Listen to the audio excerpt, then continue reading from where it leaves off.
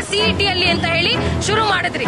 ನೀವು ಬಂದು ಅದರ ಅಪ್ಪಂತರ ಕರಪ್ಷನ್ ಮಾಡಿದ್ರೆ ನಾವು ಬಾಯಿ ಮುಚ್ಕೊಂಡು ಕೂತ್ಕೊಳ್ಳಲ್ಲ. ಅದೇನಂತಾರೆ ಬಹಳ ದೊಡ್ಡ ಮಟ್ಟದಲ್ಲಿ ಹಗರಣಗಳ ಗೂಡಾಗಿ ನಿಂತಿದೆ ಸ್ನೇಹಿತರೆ. ಅಷ್ಟೇ ಅಲ್ಲ, ಇಡೀ ನೀಟ್ ಅನ್ನೋದೇ ಒಂದು ದೊಡ್ಡ ಮಾಫಿಯಾ ಆಗಿದೆ. Scrap NEET, scrap NTA. ಇಲ್ಲಿ ಕರಪ್ಷನ್ ಫ್ರೀ ಎಕ್ಸಾಮ್ಸ್ ಮಾಡೋ ತಾಕತ್ತಿದ್ರೆ ಮಾಡಿ. ಒಂದ್ ದೇಶ ಒಂದ್ ಎಕ್ಸಾಮ್ ಅಂತ ತಂದು ನೀಟ್ ನ ಇಂಪ್ಲಿಮೆಂಟ್ ಮಾಡಿದ್ರು. ಇವತ್ತು ಇಂಪ್ಲಿಮೆಂಟ್ ಮಾಡಿದ್ಮೇಲೆ ಕೂಡ ಅಲ್ಲಿ ಕೂಡ ಸ್ಕ್ಯಾಮ್ ಆಗ್ತಿದೆ. ದೇಶದಲ್ಲಿ ಶಿಕ್ಷಣ ಬಿಸಿನೆಸ್ ಆಗೋಗಿದೆ. Education is a man making and character building process ಅಂತ ಎಲ್ಲಿ ತಂದಿಟ್ಟಿದ್ದಾರೆ. ಹರಿಯಾಣದಲ್ಲಿ ಒಂದೇ ಪರೀಕ್ಷೆ ಕೇಂದ್ರದಲ್ಲಿ ಬರೆದಿರುವಂತಹ 6 ಜನ ವಿದ್ಯಾರ್ಥಿಗಳಿಗೆ ಔಟ್ ಆಫ್ ಔಟ್ ಬಂದಿದೆ. ಒಬ್ರಲ್ಲ ಇಬ್ರಲ್ಲ 3 ಮಂದಿ 10 ಮಂದಿ 69 ಮಂದಿ ಅದು ಹೆಂಗ ಸಾಧ್ಯ ಅಂತ ನಾವು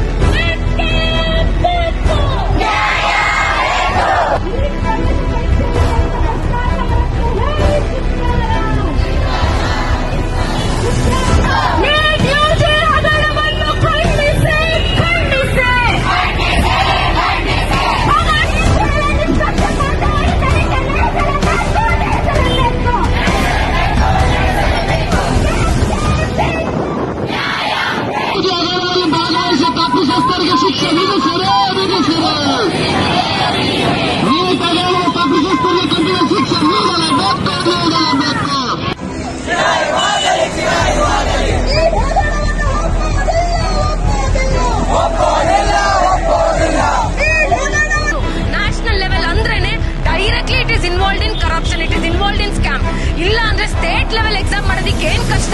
ಯಾಕೆ ಸೆಂಟ್ರಲ್ ಗವರ್ಮೆಂಟ್ ತಗೋಬೇಕು ಜವಾಬ್ದಾರಿ? ಯಾಕೆ ನ್ಯಾಷನಲ್ ಟೆಸ್ಟಿಂಗ್ ಏಜೆನ್ಸಿ ಅನ್ನೋದೊಂದು ಅಪ್ರೂವ್ ಆಗ್ಬೇಕು? ಇದ್ರಲ್ಲಿ ದೊಡ್ಡ ಸ್ಕ್ಯಾಮ್ ಇನ್ವಾಲ್ವ್ ಆಗುತ್ತೆ. 2020 ಇಂದ 2023 ಮಧ್ಯದಲ್ಲಿ 35,000 ಸ್ಟೂಡೆಂಟ್ ಸೂಸೈಡ್ ಮಾಡ್ಕೊಂಡಿದ್ದಾರೆ. 35,000. ಬಹಳ ಪೈನ್ ಆಗುತ್ತೆ ಫ್ರೆಂಡ್ಸ್ ಇದನ್ನ ಹೇಳಕ್ಕೆ. ಈ ಸಂಖ್ಯೆ ರೈತರ ಆತ್ಮಹತ್ಯೆಗಿಂತ ಜಾಸ್ತಿ ಆಗಿದೆ. ಈ ವರ್ಷ 13,000 ವಿದ್ಯಾರ್ಥಿಗಳು ಸೂಸೈಡ್ ಮಾಡ್ಕೊಂಡಿರೋದು.